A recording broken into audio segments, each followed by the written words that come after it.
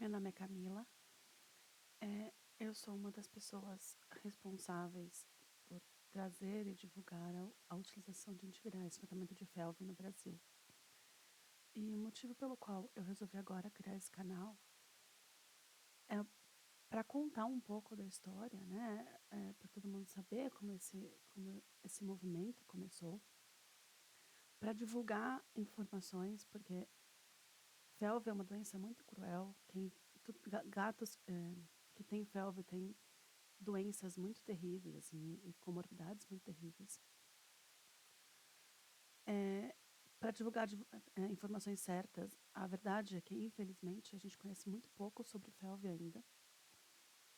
E também para dar crédito para as pessoas que acompanharam essa jornada e que estão aqui lutando todos os dias e que fizeram possível esse tratamento existir no Brasil hoje. Essa história começou em 2017, na verdade, é uma história que já dura alguns anos. E se me perguntassem em 2017 se eu imaginaria estar aqui hoje, eu jamais, sem nenhum sonho, né? Então, em 2017, eu conheci a Canela. A Canela é uma das minhas gatas. Eu moro num condomínio de prédios em São Paulo, né? A Canela apareceu no térreo do meu prédio e, como boa gateira, eu não consigo resistir a um gatinho abandonado. Eu tinha 2 gatos naquela época, além da Canela, né? E eu peguei a Canela. Foi a terceira gata que eu peguei. Todos os meus gatos são resgatados, todos são de rua. Todos foram de rua, né? Hoje eles moram todos dentro de casa, não saem mais na rua. Eu peguei a Canela. Eu não sabia nada sobre felve naquela época, mas eu tinha ouvido falar que a gente tem que testar gato para FIV e felve toda vez que a gente resgata um gato.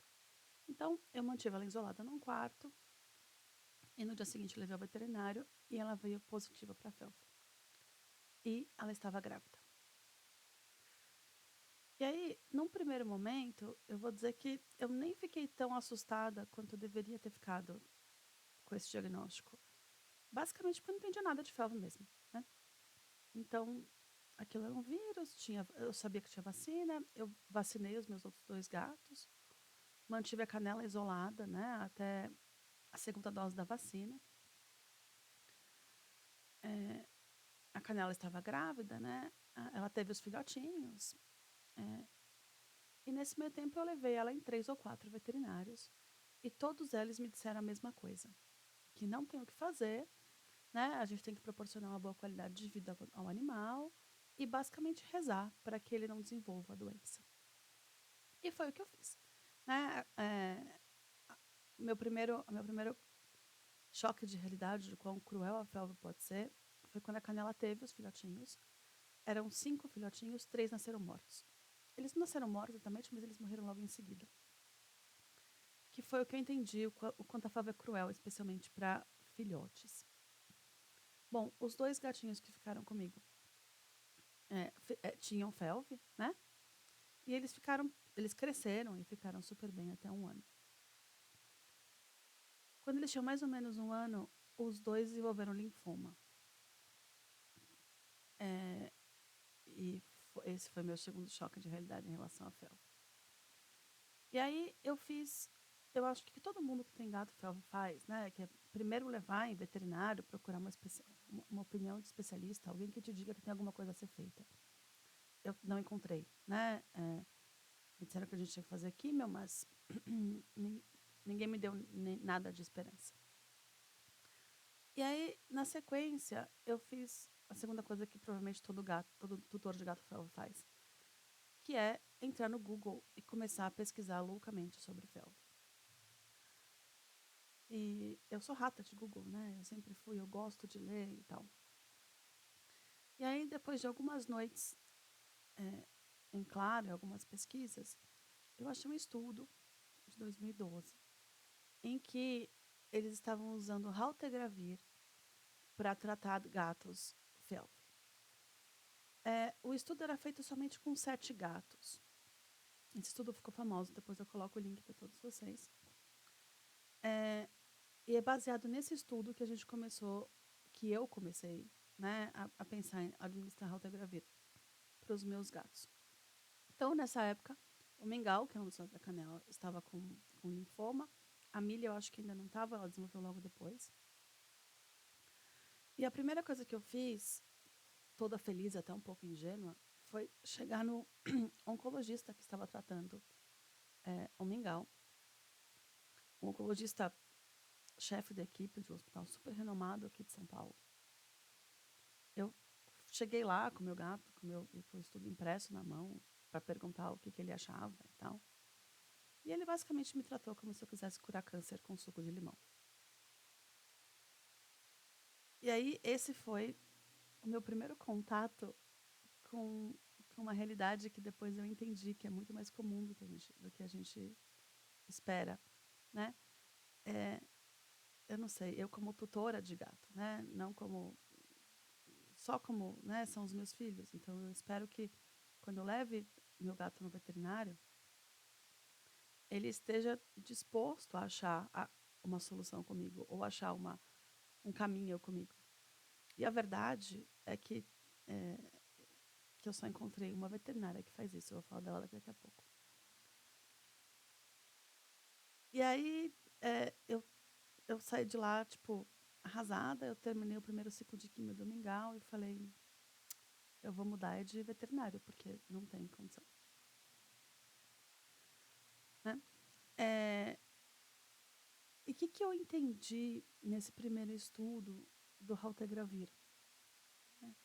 Essa foi a minha primeira grande descoberta sobre a FeLV.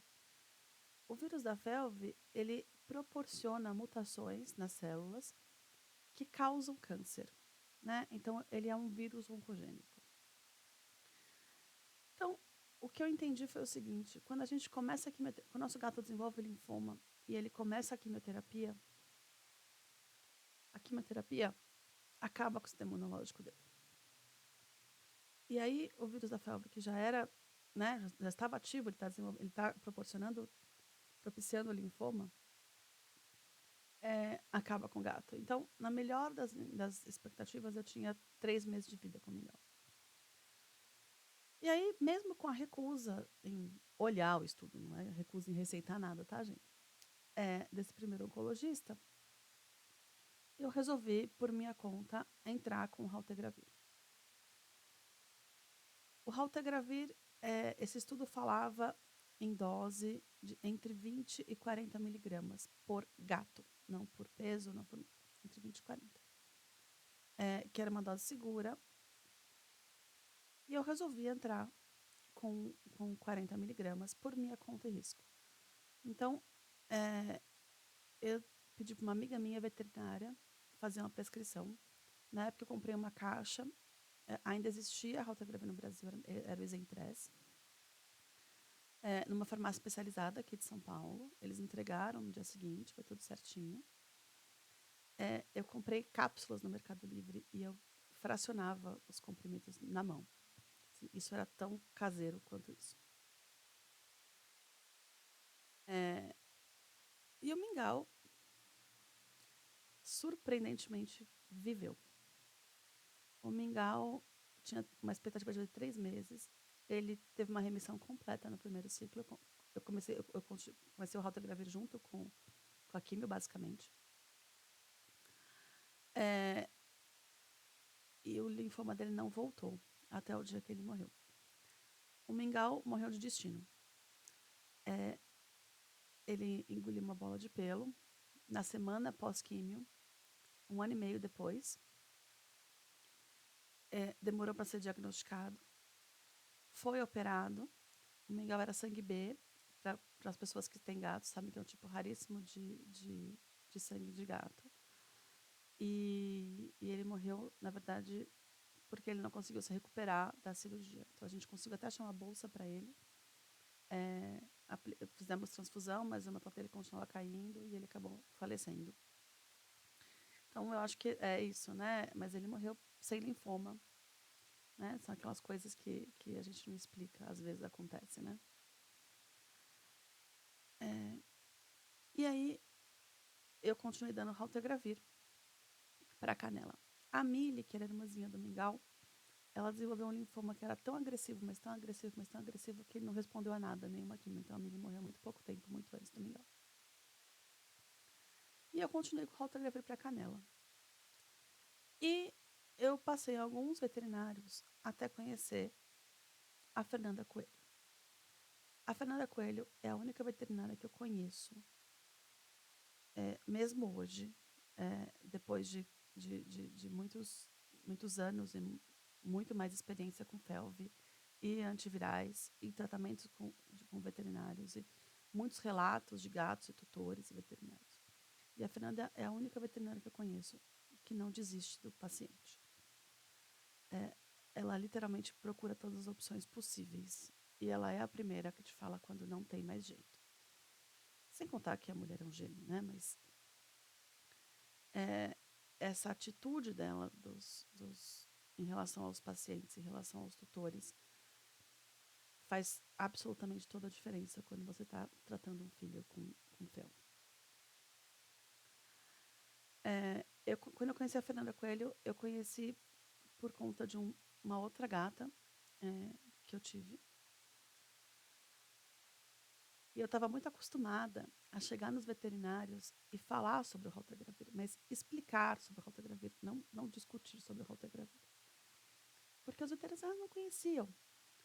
Não conheciam, nunca tinham lido estudo, não sabiam para que servia, não sabiam nada, basicamente, sobre antiviral. E mesmo quando eles entendiam, eu falava, mas você pode receitar para os seus pacientes. E eles me falavam, jamais, porque eu não sei qual é o efeito colateral disso. E na minha cabeça o que eu pensava era o seguinte, não faz mal, eu já tinha um estudo para dizer que não fazia mal. E o efeito colateral de você não usar é que o gato vai morrer em 3 meses. Então, qual o mal? Né? Mas eu acho que é um mix de falta de informação, com medo de arriscar, com um pouco de preguiça, eu não sei dizer. Né? Mas eu não passei nem por um nem por dois veterinários, assim, foram mais de 5. E mesmo depois, quando os antivirais começaram a ser divulgados, a quantidade de relato que eu recebo de casos de veterinários que não querem receitar é uma coisa incrível. E eu não estou dizendo que eles estão certos ou errados. Eu entendo que é difícil você receitar uma coisa que você não tem conhecimento, mas me impressiona, me impressionava e ainda me impressiona a falta de, pelo menos, de curiosidade, né? Essa foi a parte que eu acho que eu falo que eu fui super ingênua, porque eu achava que eu ia chegar nos veterinários e falar, olha, achei esse estudo, eu sei como comprar essa medicação, a gente pode usar e está funcionando para o meu gato.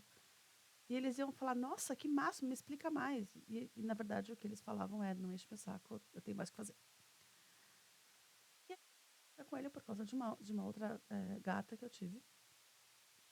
A Fernanda Coelho é especialista, ela trabalha na Vetmaster em São Paulo. E eu cheguei lá com meu marido, né? Nós fomos levar essa outra gata e conversando um pouco. Eu falei, eu tenho um gato que eu trato com raltegravir. E ela me falou assim, nossa, você consegue comprar raltegravir? E aí eu fiquei totalmente espantada. Eu falei, meu Deus, você sabe o que é raltegravir? E ela me explicou, ela assim, eu sei, eu li o estudo o estudo europeu, não me lembro agora, mas eu li o estudo, eu li o mecanismo de ação, eu acho que pode ser uma boa opção. Eu falei, uau, essa pessoa realmente é diferenciada, né? A gente está falando de 2019, desculpa. Ninguém falava de antiviral no Brasil. E aí ela me fez uma pergunta, ela falou, se eu tiver algum tutor com gato FeLV, eu posso dar o seu telefone? Eu disse, pode, eu explico como é que a gente compra, né? E nessa época, para quem não sabe, é muito difícil você comprar antiviral para HIV no Brasil. Basicamente porque o governo compra e distribui de graça para todos os pacientes. Então, não tem mercado privado para isso. Na época ainda tinha o Isentress, ele era vendido pela SAR, né, pelo Oncoprod, e aí logo na sequência caiu a patente dele. E ele parou de ser vendido. E custava uma fortuna. Os antivirais HIV ainda custam, né? E aí, nessa época, eu comecei a falar, não, eu não vou parar o tratamento porque eu vou parar de remédio, né? Como é que eu consigo esse negócio? E aí, eu acabei descobrindo que dá para comprar medicamento da Índia e ser entregue no Brasil, e eles chegam. Dava para comprar medicamento na Colômbia. E também chegava bonito. Não chegava, a Colômbia não eles não entregam, mas Se tiver alguém que conhece na Colômbia vir para cá, também é fácil comprar antiviral lá. E pouco tempo depois, eu acabei conhecendo alguns outros tutores num grupo de Facebook de Felv. Eu expliquei sobre o raltegravir, eles quiseram tentar. Isso é importante para todo mundo ter um pouco de noção de como surgiram as doses 40 e 80 miligramas que a gente usa hoje no raltegravir. Então, eu vou contar para vocês. Nós éramos 5 tutores num grupo de WhatsApp discutindo se teria diferença entre sintomático e não assintomático. Baseado em quê? Baseado em nada, gente. Né? Um dos tutores que estava nesse grupo era médico, de fato, e a gente tinha alguns outros estudos de tolerância de dose por gato. Então, a gente sabia que não ia fazer mal, né? Mas eram 5 tutores usando. Assim, a gente não tinha nem veterinário, né, respaldando essa decisão. E aí a gente chegou à conclusão que o raltegravir, ele demora um pouco para agir, né? A gente sabe disso hoje. Ele demora bastante tempo para agir e tal. E a gente acabou dobrando a dose para gatos sintomáticos, né? Mas por essa velocidade, de velocidade. E assim ficou, né? Então, aos veterinários que estão muito interessados em fazer relato de caso, né, dos antivirais que a gente está usando há 6 anos já, que a gente já sabe que funciona, eu vou dar uma dica para vocês. Faz estudo de se faz diferença de dose, né? Porque essa dose que todo mundo usa hoje, foi assim que a gente resolveu, tá? 5 tutores num grupo de WhatsApp. E esse foi o primeiro grupo de WhatsApp que a gente teve de tutores, e foi assim que a gente começou a comprar medicamento em massa da Índia, porque a gente não tinha acesso no Brasil. Né? E esse movimento foi crescendo, e a gente começou a ser procurados por muitos tutores. E o que é engraçado é que os veterinários estavam chamando a gente de irresponsável, os veterinários estavam chamando a Fernanda de irresponsável, porque eu acho que ela também foi bastante ingênua no sentido de chegar para os colegas e falar: olha, eu tenho acesso ao raltegravir. Então, isso não estava sendo divulgado por veterinários, né? Mas os tutores começaram a ver resultados. Então, os nossos gatos que estavam com anemia, os nossos gatos que estavam com leucemia, os nossos gatos que iam viver meses, começaram a viver anos. Eles pararam de morrer. Que essa foi a grande diferença, né, que a gente via entre antes e depois do tratamento. E alguns gatos, inclusive, chegaram a tirar exames de felv negativo. E a gente ficava cada vez mais horrorizado. Assim, não horrorizado no sentido de achar ruim, mas de surpresa. Assim, gente, como é que ninguém sabe disso? Como é que ninguém está dando bola para isso? A quantidade de gato está morrendo por aí.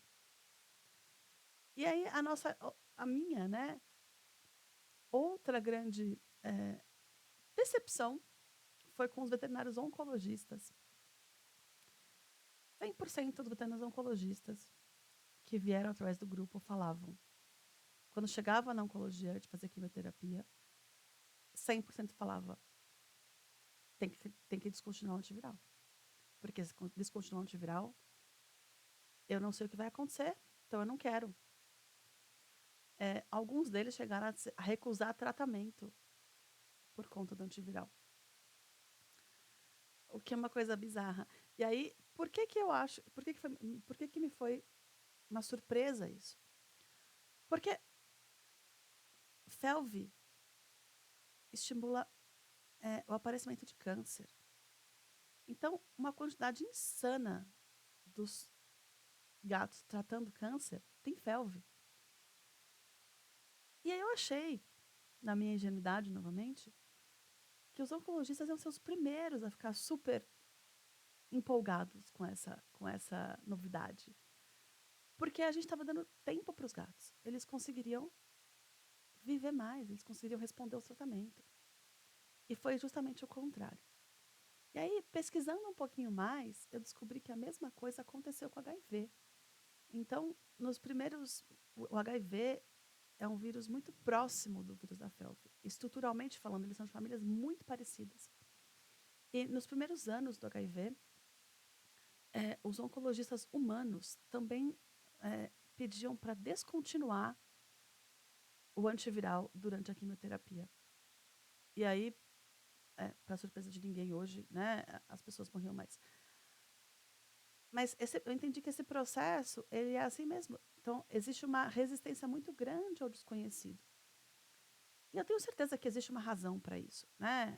Deve existir motivos, né? Talvez você não controle, ou você não consiga dizer o que funcionou e tal. Mas como tutora de gato, eu fiquei surpresa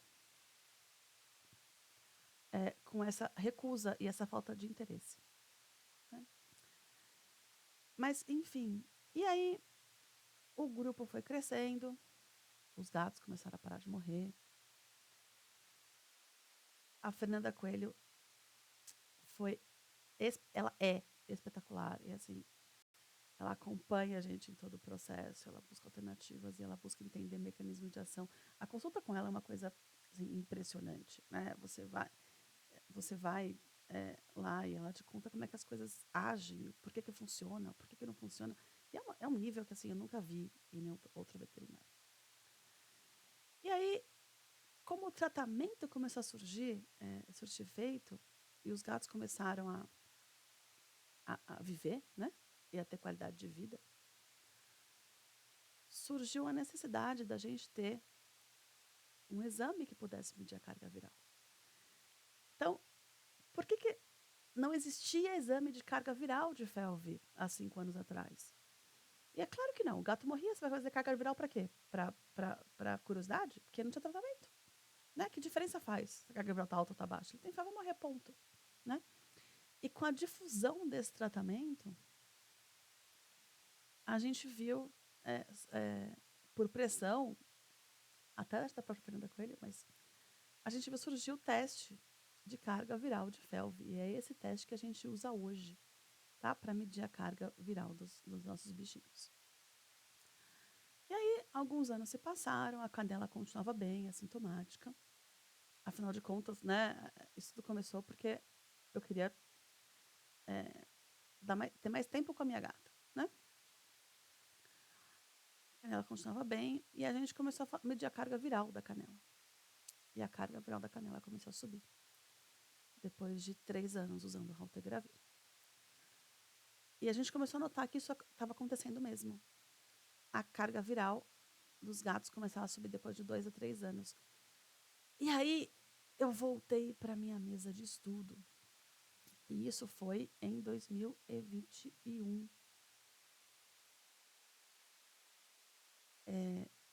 2021 ou 22, se não me engano. Desculpa, 2022. Então, isso foi. A gente agora não sei se foi 21 ou 22. Mas, enfim. E aí, eu comecei. Tem muito pouca literatura sobre FeLV. Então, eu comecei a estudar o mais próximo possível HIV. E aí, o que acontece no HIV, que é muito similar ao que a gente estava vendo, o que acontecia com a FeLV. O vírus, quando a gente trata ele com um antiviral, uma molécula só, ele acaba criando resistência a essa molécula. Então, a estratégia usada no HIV é a seguinte: vamos usar uma combinação de moléculas, porque aí eu ataco o vírus em diferentes lugares. E aí é muito improvável que um vírus atacado em diferentes lugares tenha uma cepa que seja resistente a todas as moléculas ao mesmo tempo. E aí eu entendi isso, uma amiga minha, que é infectologista, me explicou várias nuances do HIV. Eu estudei muito de HIV também. E claro, né, a Fernanda Coelho estava acompanhando. E aí eu entendi, assim, a gente precisa de mais de uma molécula. Mas, gente, eu não tinha nenhuma molécula. Como é que eu vou ter 2, 3 moléculas, né?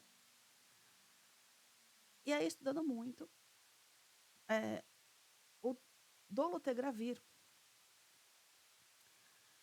que é uma molécula na mesma classe do raltegravir, parecia ser uma molécula muito parecida, ou seja, a chance de dar certo de ele inibir o vírus da febre também era muito boa, e a barreira genética dele era muito maior. Barreira genética é o quão difícil é o vírus criar resistência àquela molécula. E é muito mais difícil criar resistência ao dolutegravir do que ao raltegravir. Eu falei, bom, né? Então, dolutegravir parece que é uma boa opção. Cheguei até a comprar dolutegravir da Índia. E aí, né? E aí, mais ou menos, mas aí era uma molécula só também. E aí, mais ou menos nessa época, uma pessoa do grupo me deu uma bula de um medicamento que os chineses estavam lançando para a FeLV. Essa bula era do Bictegravir. E aí, qual era a grande maravilha dessa bula? Tinha um estudo com 90 gatos. Era um estudo chinês que não foi publicado em lugar nenhum, a não ser na bula do remédio, mas estava lá. E tinha a dose do Bictegravir. E eles, de fato, o Bictegravir, que é equivalente ao dolutegravir, eles são muito parecidos, de fato funcionava para a FeLV e era muito eficiente na supressão do vírus. E aí, para quem não sabe, o Bictegravir é da mesma classe do raltegravir, mas ele é vendido num medicamento chamado Biktarvy, que é da Gilead. E o Biktarvy não vende sozinho o Bictegravir, ele vem com outras duas moléculas, que é o tenofovir e a entricitabina. E aí, o que sabemos de tenofovir e entricitabina nesse momento? Nada, né? Então, voltei para os meus estudos, focando nessas duas moléculas. E o que a gente viu? O tenofovir foi testado in vitro para gato.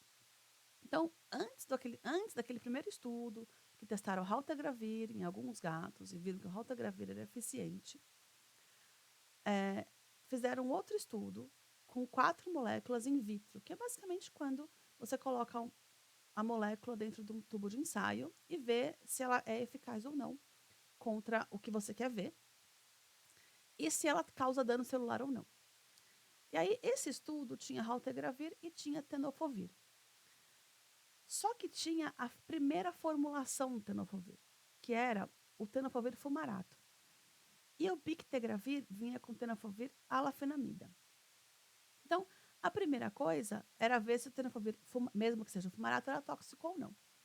E esse estudo ele é muito mal compreendido, porque tem uma tabela que dá um pouco uma certa confusão, mas a verdade é, nesse estudo já foi provado que o tenofovir não é tóxico in vitro, não mostrou nenhum nível de toxicidade in vitro em dose terapêutica, o que é uma ótima notícia, né? E aí eu fui entender um pouco a diferença entre tenofovir fumarato e tenofovir alafenamida.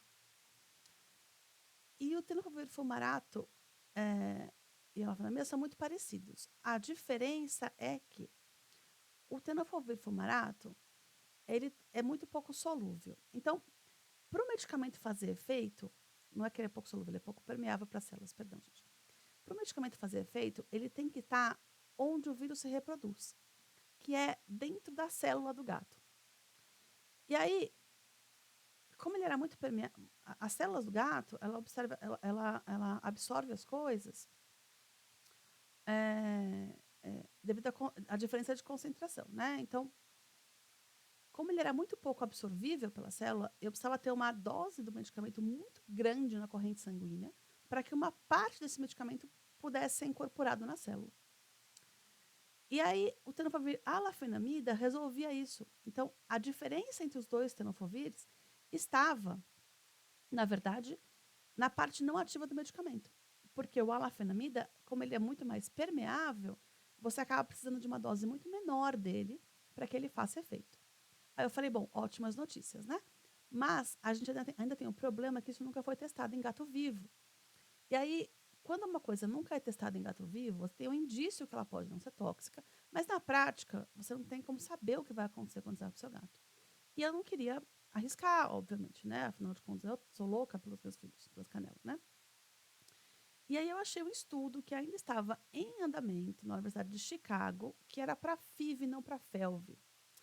Mas a grande maravilha desse estudo é que ele testava dolutegravir mais tenofovir mais entricitabina em gatos, em uma dose em uma dose bastante elevada, porque ele fazia dose por quilo. E ele provava que não era tóxico. Então, eu fiquei muito mais tranquila em administrar o antiviral para a minha gata, sabendo que não era tóxico. Que não estaria causando nenhum mal à gata, né? O máximo que poderia acontecer é não funcionar como antiviral. E aí, eu baseei a dose, né? Essa dose que a gente usa hoje, 10 miligramas de betaquinavir, 5 miligramas de tenofovir-lofenamida e 40 gramas de entricitabina, ela foi baseada no estudo chinês, porque o estudo chinês viu que a gente precisava de uma dose de 10 miligramas de bictegravir, que essa era a dose boa para gato. E aí, como o Biktarv, né, que já vem num coquetel, é um comprimido único, e ele vem com 50 miligramas de bictegravir, eu basicamente usei a dose que estava no estudo chinês e fiz a proporção das outras. Então, basicamente, eu dividi por 5 a dose original do coquetel. E, veja bem, a cadela nunca teve sintomas de FeLV, né? Ela nunca teve linfoma, ela nunca teve anemia. Mas quando a carga dela começou a subir, ela começou a ficar mais quietinha, começou a comer menos. E aí, eu demorei uns 2 meses para entender como administrar, qual medicamento que eu ia tentar, como é que eu consegui esse medicamento, né? E aí, quando finalmente chegou, eu também comprei da Índia, tá, gente? Esse medicamento tem patente no Brasil, mas com o brasileiro, qualquer brasileiro pode comprar um medicamento qualquer da Índia, desde que você não revenda, porque é isso que fere a patente. E a Índia está, por conta de algumas coisas legais, eles conseguem ter um medicamento muito mais barato. Então, dá para comprar da Índia sim, e o nome comercial na Índia é Tafiq. Foi assim que a gente chegou no Tafiq. E aí, chegou o medicamento, eu mandei remanipular. Novamente, quem me ajudou com todos os processos foi a Fernanda Coelho, ela foi acompanhando, a gente foi pedindo exames renais e hepáticos, exame de sangue toda semana, quando a canela começou a tomar. Então, a gente teve um acompanhamento muito próximo da canela para garantir que a gente não teria nenhum efeito colateral indesejado. Então, mandamos remanipular. E com 2 semanas eu sabia que estava dando certo, porque a canela voltou a ser a minha gata. Ela voltou a ficar ativa, ela voltou a comer, ela voltou a ser a minha gata que eu conhecia antes, né? Ela voltou a engordar, ela estava perdendo um pouquinho de peso. Então, muito antes, sabe, a carga viral, eu vi o resultado clínico e foi a única coisa que eu alterei. Né? E foi assustador, porque a gente estava acostumado que o Raltegravir demorava um mês e meio para fazer efeito. Tafiq funciona em 10 dias. E aí a gente começou a ficar muito animado. Tal. E aí quando veio o primeiro exame de sangue da canela de carga viral, que foi 2 meses depois, já mostrou uma redução bastante significativa da carga viral. Eu repeti o exame com 4 meses, mas numa situação em que a canela estava com rinotraqueite. E aí isso foi uma outra coisa que a gente aprendeu e depois eu confirmei com humanos, a gente tem o mesmo comportamento. Toda vez que os gatos estão com alguma outra doença, a gente tem um aumento absurdo de carga viral. Isso não significa que o antiviral não está funcionando. Significa que o vírus usa o sistema imunológico para se reproduzir. Quando você tem uma doença qualquer e você tem um aumento muito grande das células do sistema imunológico, acaba sendo natural que a carga viral aumente também. Então, esse segundo exame, a gente não sabia disso na época, veio com uma carga viral altíssima e eu fiquei desesperada novamente, mas a canela continuava bem. Então, a gente manteve o antiviral, claro, sempre conversando com a Fernanda, que, gente, a Fernanda não existe, né? E repetimos os exames 2 meses depois. E nesse exame, a canela veio com carga viral negativa. Eu quase enquadrei esse exame. E desde então, a gente começou a medir, né? Mais um ou dois exames. Ela voltou a ter carga viral, mas baixinha, né? Que na verdade é o que a gente esperava mesmo. E o Tafic, além de tudo, ele é mais barato. Ele é uma vez por dia. Ele é acessível. Nós temos um grupo, né, no WhatsApp, um grupo que a gente compra medicamento da Índia, distribui, organiza a distribuição. Alguns tutores compram direto da Índia também, né, que a gente acaba, como tem documentação, tem algumas coisas que a gente vai aprendendo como fazer. Mas hoje nós temos mais de 500 gatos tratando com o Tafic. Então, hoje, eu tenho certeza absoluta, funciona para controlar a carga viral de felve. Não é tóxico. A gente tem 500 gatos tratando sem efeitos colaterais relevantes. A gente tem algum ou dois gatos que vomitam um pouco, que tem um pouco de enjoo, né? Mas nada que seja relevante, nem que não passe com algumas semanas.